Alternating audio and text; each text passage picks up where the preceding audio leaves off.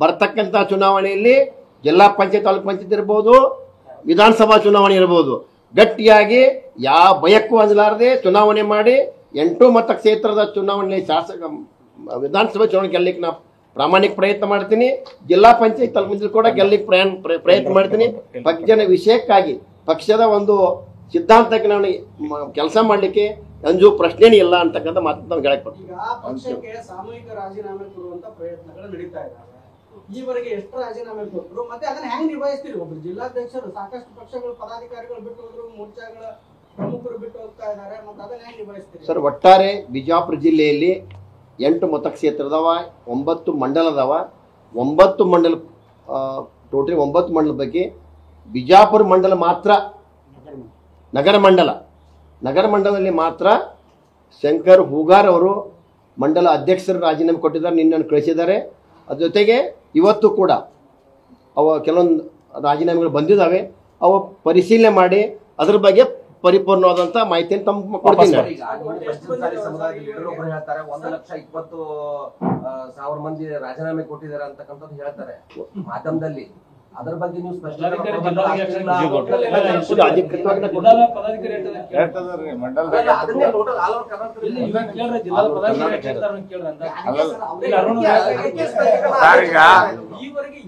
Sir ದಯಮಾಡಿ ಸಹಕಾರ ಇರ್ಲಿ ನೋಡಿ ಸರ್, ಮೊನ್ನೆ ಪ್ರೆಸ್ ಮೀಟ್ ಆಗಿ ಉತ್ತರ ದಯಮಾಡಿ ಅರ್ಥ ಮಾಡ್ಕೊಳ್ಳಿ. ಅವ್ರು ಹೇಳಿದಾರೆ, ಈಗ ಆಲ್ರೆಡಿ ಹೇಳಿದಾರೆ. ಏನ್ ಹೇಳಿದಾರೆ? ಬಂದಿದೆ, ಅದನ್ನ ಪರಿಶೀಲನೆ ಮಾಡಿ ಯಾವ ಸರಿ ಇದೆ ಅಲ್ಲ ಹೇಳ್ತೀನಿ. ಚೊಚ್ಚಲ ಪ್ರೆಸ್ ಮೀಟ್ ನಾಗ ಎಲ್ಲಾನು ಬಯಸ್ಬೇಡ್ರಿ, ಮಾಡ್ತಾರವ. ಸರ್, ನಿನ್ನೆವರೆಗೆ ಬಂದಂತದ್ದು ಸರ್ 2 ನಿಮಿಷ ಚರ್ಚೆ ಆಗ್ತಾ ಇರೋದ್ರಿಂದ, ಹೇಳ್ತಾರೆ ರಾಜ್ಯ ಮಟ್ಟದಲ್ಲಿ ಚರ್ಚೆ ಆಗ್ತಾ ಇರೋದ್ರಿಂದ ಮೇನ್ ರಾಜ್ಯಕ್ಕೆ ಹೋಗ್ತಾ ಇರೋ ಸುದ್ದಿ ವಿಜಯಪುರದಿಂದಾನೆ. ಹಂಗಾಗಿ ಇಲ್ಲಿ ಸ್ಪಷ್ಟೀಕರಣದ ಅವಶ್ಯಕತೆ ಇದೆ. 25 ಲಕ್ಷ ರಾಜ್ಯಾದ್ಯಂತ ಪದಾಧಿಕಾರಿಗಳು ಒಂದೇ ದಿನ ರಾಜೀನಾಮೆ ಕೊಟ್ಟಿದ್ದಾರೆ ಅಂದ್ರೆ ದೊಡ್ಡ ವಿಚಾರ. ಅದಕ್ಕೆ ಸ್ಪಷ್ಟನೆ ಬೇಕಲ್ಲ. ಅಷ್ಟು ಜನ 25 ಲಕ್ಷ ಜನ ಬಿಟ್ರ ಹೊರಗಡೆ ನಡೀತಾ ಇರೋದು. ಸರ್, 1 ನಿಮಿಷ ಸರ್, ನಾ ಹೇಳ್ತೀನಿ ನೋಡ್ರಿ. ನಾನು ಇಲ್ಲಿ ಪಾರ್ಟಿ ಆಫೀಸ್ ತಾವು ಬಂದಿದ್ದೀರ, ನಾನು ಬಂದಿದ್ದೀನಿ. ಅಲ್ಲಿವರೆಗೆ ನನಗೆ ಬಂದಂತ ಅಧಿಕೃತ ರಾಜೀನಾಮೆಗಳು ಕೇವಲ 2. ಒಂದು ಬಿಜಾಪುರ ಮಂಡಲ ಅಧ್ಯಕ್ಷ ಶಂಕರ್ ಹೂಗಾರ್ ಅವರು, ಇನ್ನೊಬ್ರು ಬಿಜೆಪಿ ಕಾರ್ಯದರ್ಶಿ ಸಿದ್ದು ಅಂತಕ್ಕಂಥವ್ರು. 2 ರಾಜೀನಾಮೆ ಪತ್ರ ಬಂದವ. ಅವಷ್ಟೇ ಅಧಿಕೃತ. ಮಧ್ಯಾಹ್ನವರೆಗೆ ಈಗ ಬಂದ ತಕ್ಷಣ ಇಲ್ಲಿ ಪಾರ್ಟಿ ಆಫೀಸ್ನಲ್ಲಿ ಒಂದು 8-10 ಜನ ಬಂದು ಕೊಟ್ಟಿದ್ದಾರೆ. ಅಧಿಕೃತವಾಗಿ ಈಗ 8-10 ಬಂದವ. ಅದರೊಳಗೆ ಸೈನ್ ಮಾಡಿ ತಂದಿದ್ದಾರೆ ಅವೆಲ್ಲ. ಅದರಲ್ಲಿ ಒಂದೇ ಪೇಪರ್ದಲ್ಲಿ ಪದಾಧಿಕೃತ ಮಾಡಿ ಸೈನ್ ಮಾಡಿ ಕೊಟ್ಟಿದ್ದಾರೆ. ನಾನು ಪರಿಪೂರ್ಣ ಅವ್ರ ಬಗ್ಗೆ ನಾನು ಮಾತಾಡ್ತೀನಿ. ನನಗೆ ಬಂದಂಥ ಏನು ಲಿಸ್ಟ್ ಅದ, ಆ ಲಿಸ್ಟ್ದಲ್ಲಿ ಅವರು ಪರಿಪೂರ್ಣವಾಗಿ ಅವ್ರು ಎಲ್ಲ ಸೈನ್ ಮಾಡಿ ಬಂದಿದ್ದಾವೆ. ಅವ್ರ ಮನಸ್ಸು ನಾನು ಫೋನ್ ಮುಖಾಂತರ ಮಾಡಿ ಕೇಳ್ಬೇಕು. ನಾನು ಸೈನ್ ಯಾರು ಮಾಡ್ಕೊಂಡ್ಬಂದವ್ರು ಒಬ್ರು ತಂದಿದ್ದಾರೆ, ಅದ್ರ ಸೈನ್ ಮಾಡ್ಕೊಂಡು ಅವ್ರು ಕನ್ಫರ್ಮ್ ಚೆಕ್ ಮಾಡ್ಬೇಕಲ್ಲ. ಸರ್, ಮಾಡ್ಕೊಂಡು ಹೇಳ್ತೀನಿ. 25 ಲಕ್ಷ ಅನ್ನೋದು ಅವ್ರ ಭಾವನೆ, ಪಾಪ ಭಾವವೇಶ ಹೇಳ್ತಾರೆ. ಏನಿಲ್ಲ ಅಷ್ಟೆಲ್ಲ ಏನು ಸಮಸ್ಯೆ.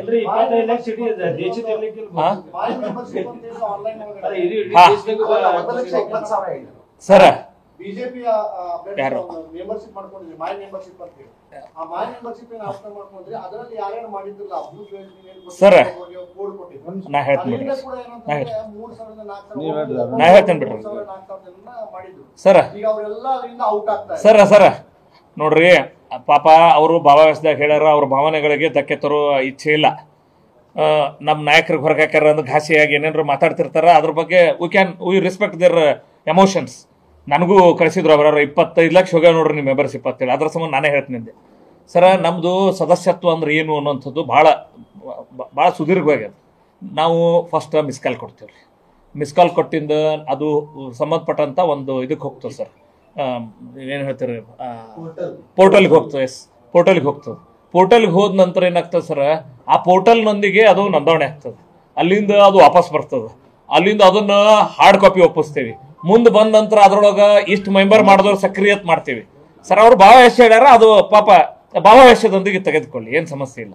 ಆದ್ರ ವಸ್ತುಸ್ಥಿತಿ 25 ಲಕ್ಷ ಜನರಿಗೆ ಮೆಂಬರ್ಶಿಪ್ ಮಾಡಿಸ್ಬೇಕಾದ್ರೆ ಎಷ್ಟು ಕಠಿಣ ನಿಮ್ಗೆ ಗೊತ್ತು.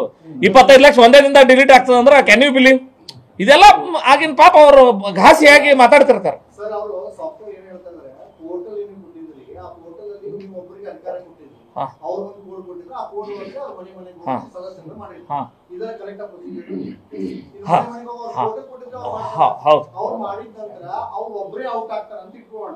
ಅವ್ರು ಒಬ್ಬರೇ ಔಟ್ ಆಗೋದ್ರಿಂದ ಅವ್ರು ಏನ್ ಮಾಡಿರ್ತಾರೆ ಏ ಹಂಗಿಲ್ಲ ಬಾ ತಪ್ಪ ಹೇಳ್ತಾರ ಇದೆಲ್ಲ ಸರ್, ಇದೆಲ್ಲ ತಪ್ಪು.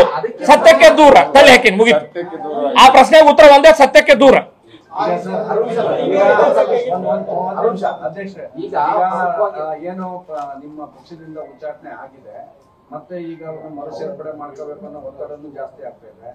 ಮತ್ತೆ ಕೆಲವರು ನಿಮ್ಮ ಪಕ್ಷದ ಅಧ್ಯಕ್ಷರಿಗೆಲ್ಲ ಅವಮಾನಕಾರಿಯಾಗಿ ಪ್ರತಿಭಟನೆಗಳು ನಡೀತಿದೆ. ಈ ಸಂದರ್ಭದಲ್ಲಿ ನೀವು ಪಕ್ಷದಿಂದ ರಾಜೀನಾಮೆ ಅಂದ್ರೆ ಅವರಿಗೆ ಶಾಸಕ ಸ್ಥಾನದ ಇದನ್ನ ಏನಾದ್ರು ಕೇಳ್ತೀರಾ, ಒತ್ತಡ ಆಗ್ತೀರಾ?